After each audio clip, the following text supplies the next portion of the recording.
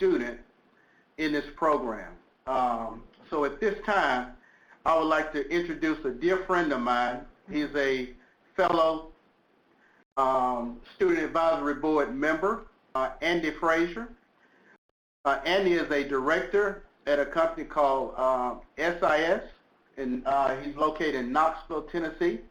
And at this time, Andy, I want to ask Mr. Welch a question. Thank you very much, Doug. Can you guys hear me okay? This is a whole new role for me. Can you hear me okay?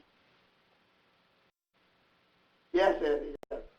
Oh, hello, Jack. Thank you very much, Doug. So today I'm in Nashville, actually, at the Opryland, the Gaylord Opryland, at a trade show with my company. So it's not quite the Hermitage that you saw last session, but I think it's pretty close. Now, I was there last week speaking to 4,000 people from Epicor. Yeah. And it's quite a place there. Yes, sir. So I actually wanted to let you know that I invited two guests today. One is my CEO, Tom Stampiglia. The other is my Chief Marketing Officer, Emmy Weber. And the reason I invited them is because the question that I'm going to ask you is very apropos to where we're currently at with our company. And you may remember the last time I got to ask you a question, we talked about where my company was at. And so since then, we've had a leadership shakeup and a new executive team that's come on board.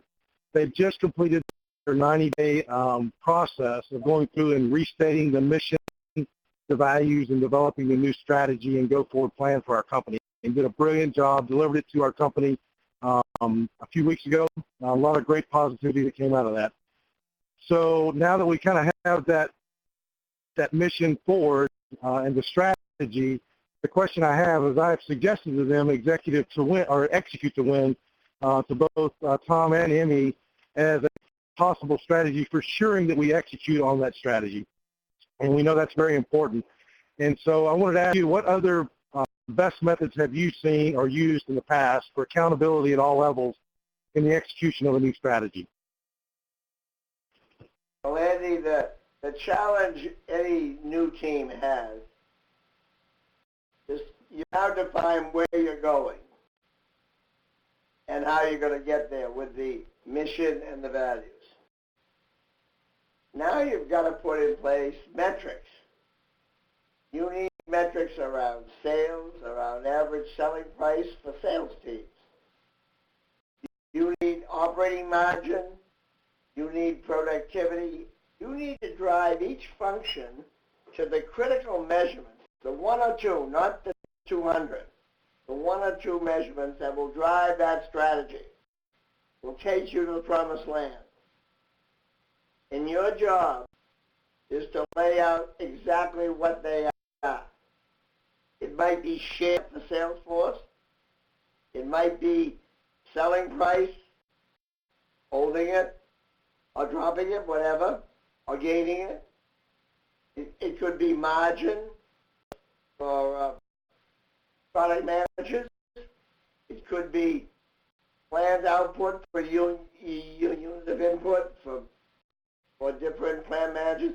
But what Evaluate to Win does, it puts the right metrics around everybody in the organization, and it makes transparent those measurements as they tie to the strategy.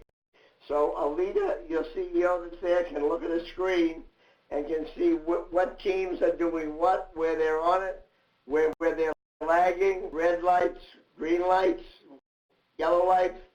So it's just a mechanism. But the first thing you're going to do is, what are the important metrics? Each of you has got to pick them for each function with the functional leaders. And otherwise, you can have all the strategies in the world, you won't get execution. In order to get execution, you're going to need to have the metrics really in place and understood. So I leave you with that. You can ask me a question. I agree. I think it's got to, every plan is great, but you really got to execute on that plan is my philosophy. And so I think the team, the executive team, from what I'm hearing, where I'm at in the organization, are trying very hard to make sure that we filter down, understand everybody is board, put the right people in the right places with the new strategy, which is a different strategy than what we've had in the past. And so I think it's very well in line with where we need to go from my personal perspective. And so now we're going through MBOs, setting goals at the individual level, and then we're just going to make sure that we're constantly evaluating where we're at. And be sure there are consequences for making them and for missing them.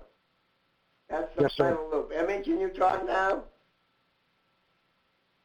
No. Yeah, I think she can hear us. Yeah, and Emmy's not dialed into the conference call, but Emmy, if you want to submit a question, we can relay that over or come back to you later on.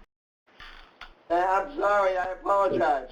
That's all right. I should have told her to dial in on the phone, so that's my fault. I'll take that. So sorry, Emmy.